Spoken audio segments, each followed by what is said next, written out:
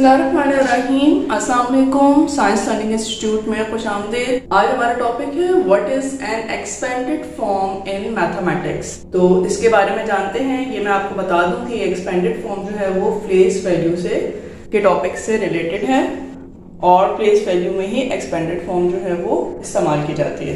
पहले इसकी डेफिनेशन जानते हैं और इसके बारे में फिर इसको हम एक एग्जाम्पल के जरिए सॉल्व करके देखते हैं।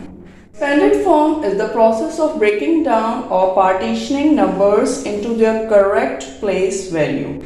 अब ये expanded form यूज कहाँ होता है? ये बड़े बड़े नंबर्स को कैलकुलेट करने के लिए यूज होता है जिसमें आप कैलकुलेटर इस्तेमाल नहीं करते और क्विक मेथड्स जो हैं वो यहीं से ही इसी फॉर्मूले से जो हैं वो आप फाइंड आउट करते हैं। अब हम जानेंगे एक एग्जांपल के जरिए कि इन नंबर्स को एक्सपेंडेड फॉर्म में किस तरह से प्रोड्यूस किया जाता है।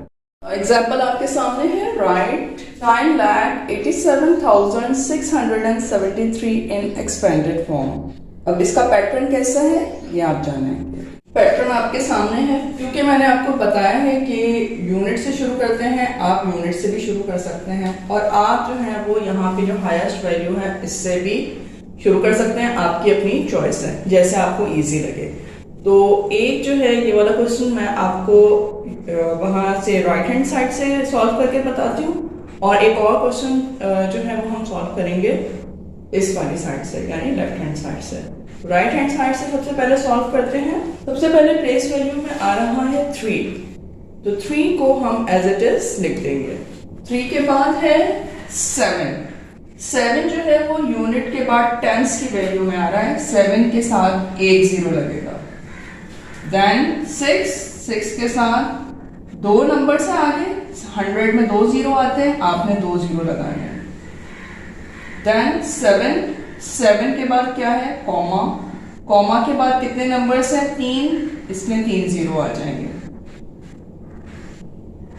फिर 8 वैल्यू नंबर है, डिजिट 8 लिखा आपने और उसके बाद एक नंबर है तो 1 0 लगाया। फिर कॉमा है, कॉमा आप यूज करेंगे और फिर 3 नंबर्स हैं तो 3 0 आप पुट ऑन कर देंगे। देन 9 आपने लिखा, उसके बाद कॉमा है, कॉमा लगाया। फिर 2 नंबर्स के बाद कॉमा है, यूं यूज किया आपने एंड देन 3 zeros आपने पुट ऑन कर दिया। नेक्स्ट एक और एग्जाम्पल आपके सामने लेके आते हैं जिसमें 0 ज्यादा हैं। अब उसको 0 को किस तरह से लिखना है और वो लेफ्ट हैंड साइड से हम शुरू करेंगे, तो वो एग्जाम्पल हम आपके सामने लाते हैं। सेकेंड एग्जाम्पल, राइट 4,30,000 इन एक्सपेंडेड फॉर्म। पैटर्न इसका पहले हम तैयार करते हैं, उसके बाद उसको सॉल्व करते हैं। लेफ्ट हैंड साइड से शुरू करते हैं।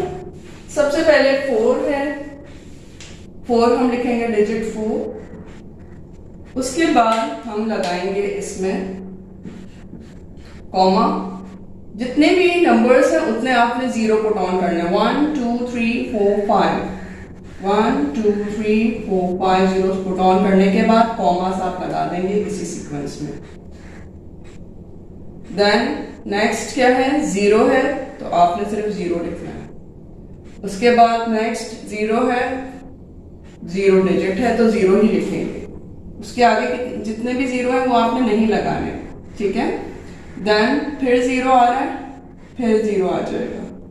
देन 3 है, ये टेंस के उसमें 3 के बाद एक नंबर है तो 1 0 लग जाएगा और फिर 0 है तो 0 पुट ऑन करते हैं।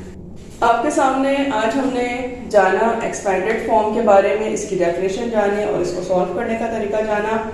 नेक्स्ट वीडियो में जानेंगे हम फिर कुछ नया। So stay tuned.